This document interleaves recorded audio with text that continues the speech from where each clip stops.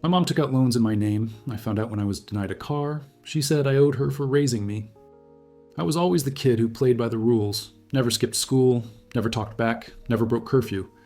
I believed, for most of my life, that if I did everything right, good things would come to me. That's how my mom raised me, or at least that's what I thought. I'm 24 now, but this all started long before I even hit 18. And looking back, I'm starting to question if my childhood was ever really mine. Because when you grow up being told that you're lucky to even have a roof over your head, it starts to shape the way you value yourself. My name is Jordan, and this is the story of how my own mother destroyed my credit, my trust, and everything I thought I knew about family. I grew up in a small Midwestern town, the kind where people smile at the grocery store and ask about your grandma even if they don't really care. My dad left when I was 3. I don't remember him. He just vanished from our lives, and Mom never really explained what happened. She just said he wasn't the kind of man who sticks around. That became one of her favorite sayings. I guess she meant it about more than just him. Growing up, it was just the two of us. We lived in a modest 2-bedroom apartment above a laundromat. She worked 2 jobs, waitress during the day, janitor at night. I always admired her hustle. I thought we were a team. I'd help with dishes, study hard, stay quiet when she was tired. I thought we had that unbreakable bond some single-parent homes talk about. She used to say I was her little soldier. But there were signs, little things I ignored at the time. Like the time I was 14 and got a prepaid debit card from my uncle for Christmas. A couple of weeks later, it was empty. Mom said she accidentally used it, thinking it was hers. I believed her. Why wouldn't I?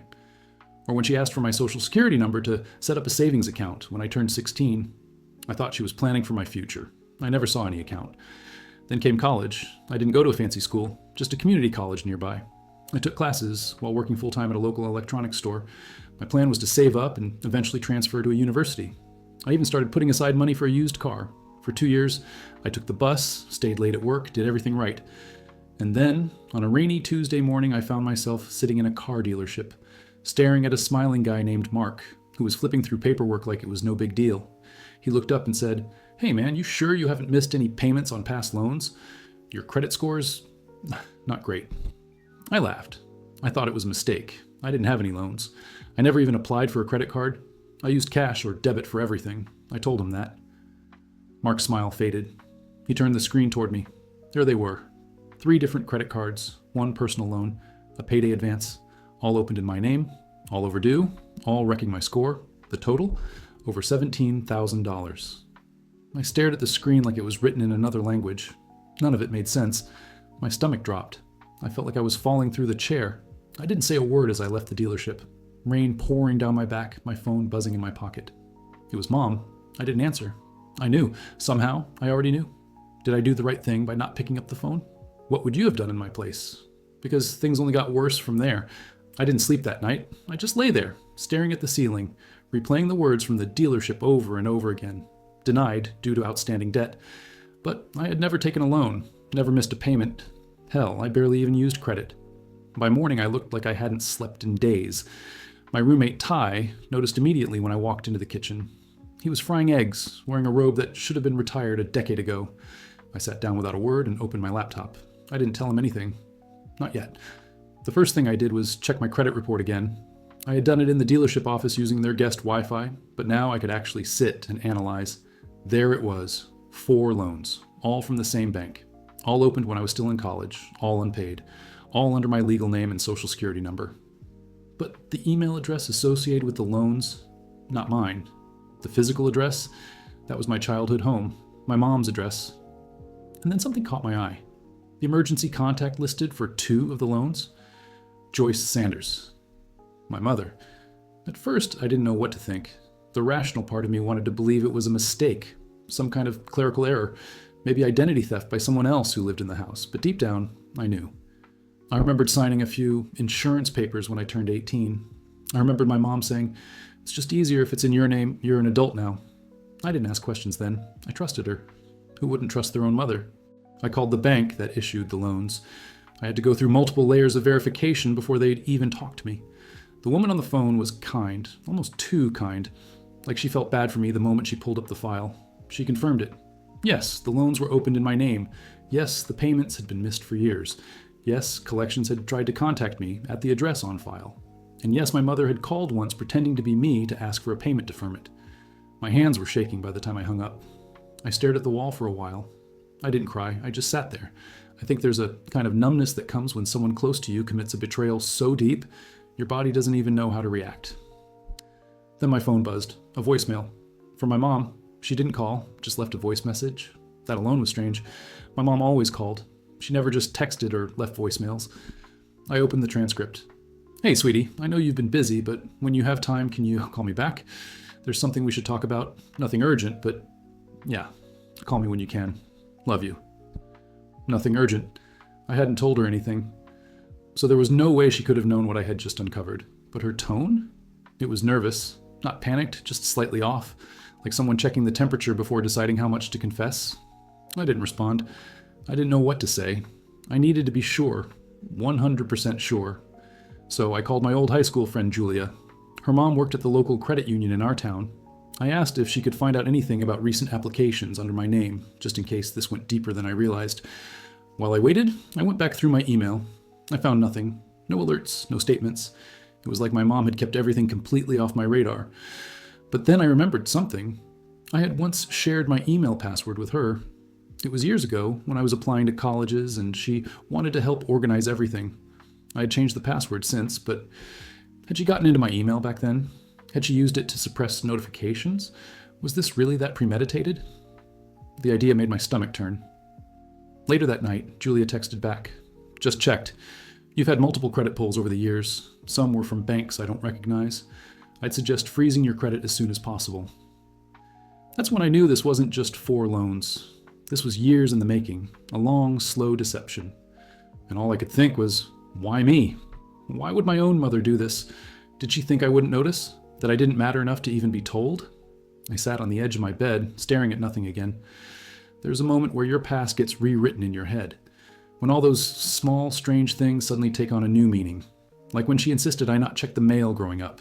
Like when she got strangely defensive about family finances. Like when she joked once, only half joking, "You owe me for raising you." At the time I laughed. Now it felt like a threat dressed up as humor. So I didn't call her back. Not yet. Instead, I opened a blank document and started listing everything. Every date, every loan, every time she lied. Because I wasn't going to let this go. But part of me still asked, am I overreacting? Was it really so bad? Was this just her way of getting by? Then again, what kind of parent knowingly wrecks their child's future like that? I was about to find out just how deep this betrayal really went. I didn't sleep that night. I lay in bed, staring up at the ceiling fan as it spun lazily, my mind chasing itself in circles. My stomach was in knots. You know that feeling you get when you sense something's deeply wrong, but you're not ready to face the truth yet? That's where I was. Except now, the truth had already kicked the door in. By morning, I still hadn't responded to my mom's voice message. I couldn't. What would I even say? Thanks for the lifelong debt. Appreciate the betrayal. Instead, I grabbed my backpack, took my laptop, and headed to the campus library. I didn't want to open anything sensitive on my home Wi-Fi. I didn't even trust my own router anymore. Paranoid maybe, but look where not being paranoid got me. At the library, I logged into a private session and pulled up my full credit report. That's when everything really hit me. Account after account, all opened in my name. A credit card from a chain store I'd never set foot in. A personal loan from a regional bank I'd never heard of.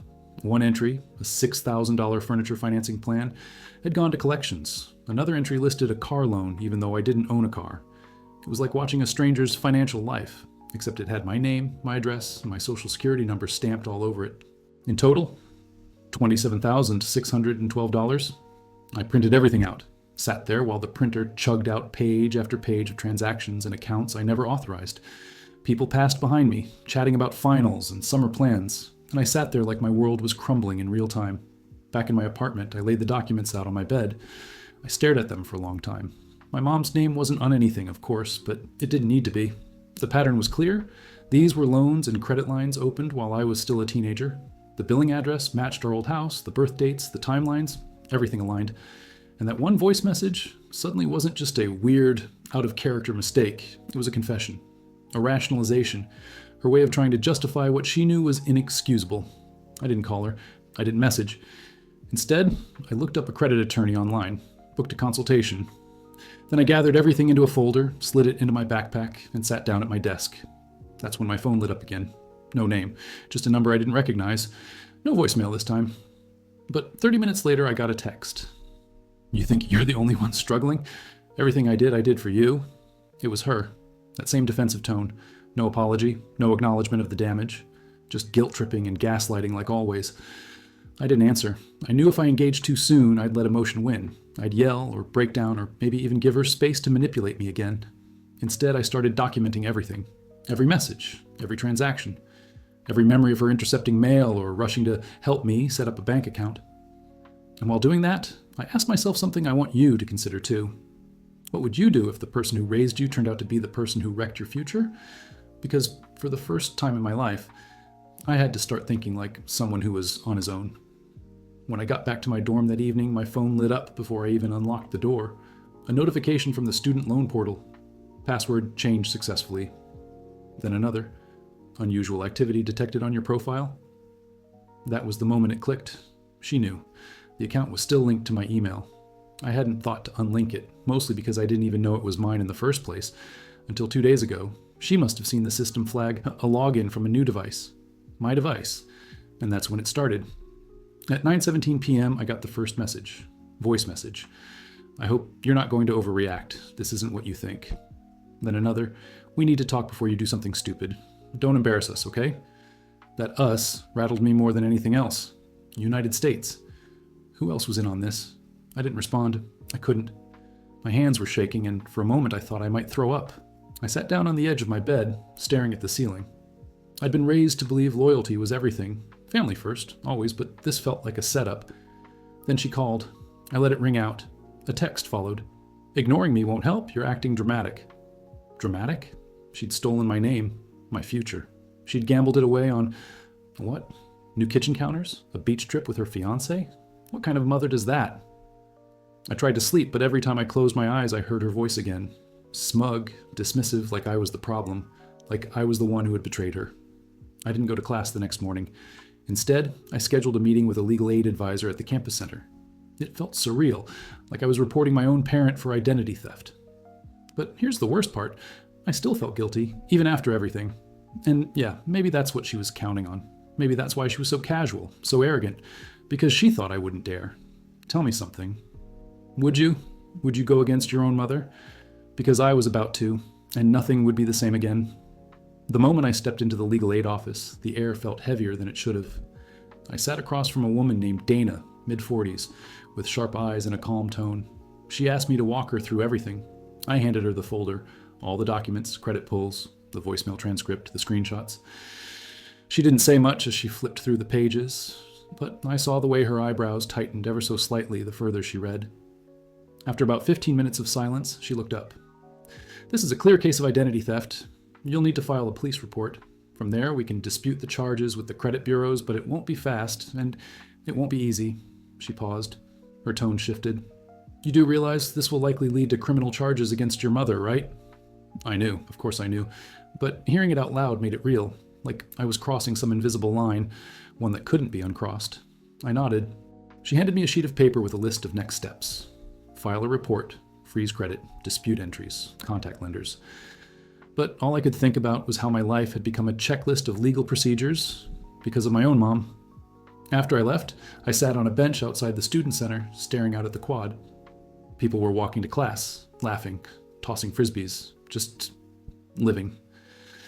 And I felt like I was sinking beneath the surface like a man watching the world through 3 inches of glass and silence. That evening, I finally told Ty everything. We sat in the dorm, both of us eating cheap takeout from a plastic bag. He listened without interrupting, then just shook his head. Bro, that's messed up. I laughed bitterly. Yeah, that's one way to put it. But Ty surprised me. He didn't ask why I hadn't done anything sooner. He didn't judge me. He just said, whatever you do, don't let her spin this on you. You didn't do anything wrong. I needed to hear that more than I realized. The next day, I went to the police station. Filing the report was mechanical. The officer asked for ID, took my statement, photocopied the documents. He was professional, but I saw it, that flicker of disbelief when I said it was my own mother. Before I left, he asked if I wanted to press charges, and I hesitated. I stood there, holding the pen, staring at the little box that said yes or no. Tell me, how do you choose between justice and family? Between your future and the woman who raised you? I checked yes. I walked out of the station, the air colder than when I went in. And even though I had just made the hardest decision of my life, I didn't feel relief. I felt empty.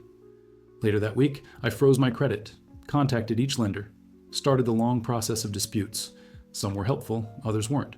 One bank demanded a notarized letter. Another wouldn't even speak to me unless I had a lawyer.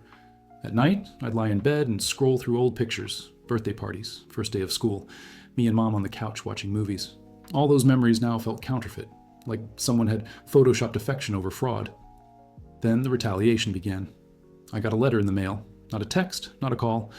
A letter, typed, formal, from my mom. It read like a lawyer wrote it, though I doubt she could afford one. It said she was disappointed in the path I'd chosen, that family matters should remain private, and that I was ungrateful for the sacrifices made on my behalf. Sacrifices. As if sacrificing my credit, my future, my trust, somehow made her a martyr. There was no apology, no admission, just manipulation in a nice envelope. And worst of all, she CC'd her new husband. Yeah, apparently she'd gotten remarried. Quietly. The same man who used to pick her up from work when I was in high school. I didn't even know they were still together. Now he was part of this mess. And suddenly, I realized this wasn't just her. She had help. Someone else knew. Someone else may have co-signed, encouraged, or even applied with her. And if they were still doing it, I needed to act faster. So I filed for a restraining order. It wasn't easy. I had to prove emotional distress, show evidence of the fraud, the threats, even the dramatic text she sent. But the judge approved it. Temporary for now. And 2 weeks later, she violated it. She showed up on campus, at my dorm, crying, begging, screaming that I had ruined her life, that she had nothing, that I owed her, because without me, she would have ended up homeless. Security had to escort her off the premises. That night, I broke down. I sat on the floor of the dorm bathroom at 2 a.m., back against the wall, sobbing like a child. Not because of the restraining order, not because of the debt, but because I finally let go of the illusion that she'd ever loved me the way I needed her to. And that's when it hit me. She didn't ruin my life. She was just the first person who tried. I didn't go home that summer. I didn't even tell anyone I wasn't going.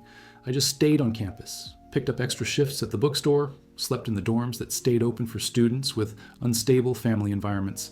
That was the box I checked on the housing form. For the first time, it felt accurate. The restraining order had a cooling effect, at least on the surface. No more messages, no more phone calls, just silence. But silence doesn't always mean peace. Because that whole summer, every time I saw a gray sedan slow down near campus, my stomach flipped. Every time a letter arrived without a return address, my hand shook before opening it. Trauma doesn't need volume to make itself heard. One afternoon in July, I got an email from Julia. Her mom had passed along something quietly, a notice from one of the local banks. Apparently, someone had tried to open another line of credit using my name, but failed. The flag was automatic this time because my credit was frozen. Whoever it was had my social again, my birth date. The address they listed, it wasn't mine. It wasn't even my mother's. It was her new husband's.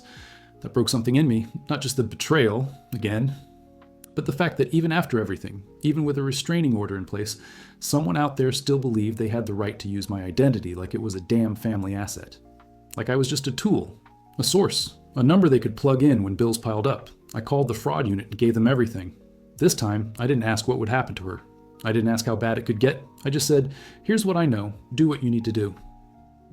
A week later, they contacted me again. Turns out the application had been submitted using a shared IP address linked to a residence in another county. The house, registered under the name of her husband. That's when it became clear she wasn't acting alone. She never was.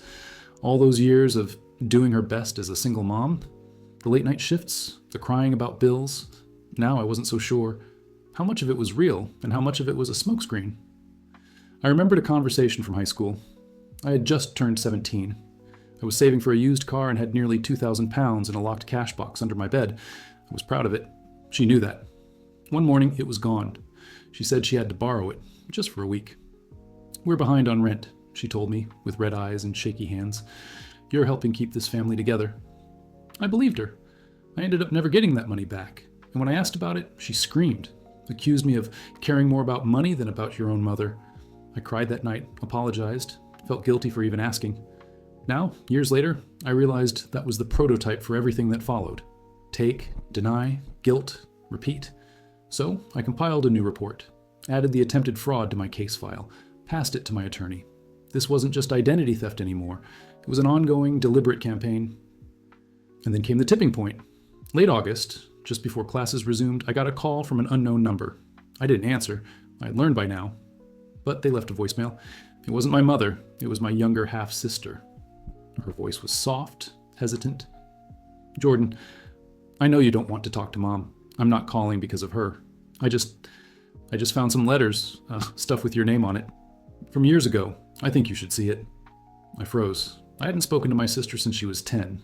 Back then she was just a kid. Sweet, quiet, not part of any of this. I didn't know what to do. Was it a setup? Was she being used? Or was she genuinely reaching out? I called her back. She answered immediately. We met at a neutral place, a library downtown. She showed up alone, clutching a manila folder with both hands. She looked older than I remembered, sadder, tired. Inside the folder were printouts of emails, letters, one handwritten list in my mom's handwriting labeled "Accounts under Jordan," with check marks. I couldn't breathe. There it was, proof, in black ink and guilt-stained lines. She saw my face and whispered, "I found it hidden in a drawer in the basement. I don't think she knows I saw it." I thanked her, didn't cry, just took the folder and nodded. We sat in silence for a few minutes before she said, "I'm sorry she did this to you." And I believed her. Later that night, I scanned every page, added it to my case, sent it to the police. The next morning, I got a call. She had been arrested, charged with multiple counts of identity fraud, financial abuse, attempted fraud. She cried in court, said it was all a misunderstanding, claimed I had authorized everything. But her own notes, her own writing, buried that defense. It was over. And yet, it wasn't. Because even as I walked out of that courtroom, even as I watched her being led away, a part of me still wished things had been different, that she had chosen to love me instead of use me. But at least now, I wasn't the one carrying the shame anymore. It's been almost 2 years since that courtroom day, since I stood in front of a judge and had to testify that my own mother had stolen my identity, not once, not twice, but repeatedly. Since I watched her try to spin a story about doing what she had to do to survive, as if survival gave her the right to ruin her son's life. She took a plea deal. She didn't go to prison, just house arrest, probation, and restitution. I remember sitting there, listening to the sentence, feeling strangely hollow. There was no joy, no sense of justice being served, just a cold, quiet finality, like the end of a bad dream that leaves a stain on the pillow. She was ordered to pay back the debts she racked up in my name. That sounds good on paper, right? But you can't get blood from a stone. She hasn't made a single payment, not one. Her new husband, the one she tried to drag into this mess, left her the week after the hearing. She's living alone now, last I heard, probably blaming me for her life falling apart. Some of the creditors dropped the charges once I proved fraud. Others didn't care. I've spent the last 2 years fighting to clear my credit, one letter at a time, one humiliating phone call at a time. It's better now, but it's not perfect. The stains fade, but they don't disappear completely. I did get help from a pro bono legal team connected through the campus and later from a nonprofit that helps victims of financial abuse. If it weren't for them, I honestly don't know where I'd be. Probably buried in a debt I didn't create, working 2 jobs just to keep up with a mess I never made. I graduated last spring, with honors. And not just in the academic sense. I consider surviving that storm an honor in itself. I live in a small apartment now, nothing fancy, but it's mine. I pay my own bills, I monitor my credit like a hawk, and I trust very slowly. Ty, my old roommate, still checks in on me sometimes. Julia sends me memes when I look too serious online. My sister, the one who gave me that folder, we're rebuilding. Carefully. She had no part in what our mom did, and I won't punish her for someone else's betrayal. But I'll be honest, I haven't spoken to my mother since the trial. No calls, no letters, no visits, and I don't know if I ever will. Some people will say that's harsh, that family is family, no matter what. But those people haven't sat in a courtroom while their own mother denies their existence as a person and instead treats them like a bank account with legs. Those people haven't had to ask for loans with a 520 credit score before they've even turned 25. Those people haven't seen their entire childhood reframed in the light of manipulation. So why am I writing this now? Because if you'd told me 3 years ago that this was even possible, I wouldn't have believed you. I thought identity theft was something that happened to strangers. I thought moms were sacred. I thought doing the right thing would always protect you. I was wrong. And maybe someone reading this right now is starting to have doubts about weird things in their financial records or missing mail, or a parent who's a little too quick to help with banking stuff. Maybe you're gaslighting yourself the way I did, thinking, no way, my mom would never, but maybe she would. So, did I do the right thing? Was I justified in cutting her off, in reporting her, in pressing charges? I'll never fully stop wondering. But I know this. I can finally breathe again. And for the first time in my life, my name belongs to me. Tell me, Reddit, what would you have done if your own mother shattered your trust and sabotaged your future? Would you ever forgive her?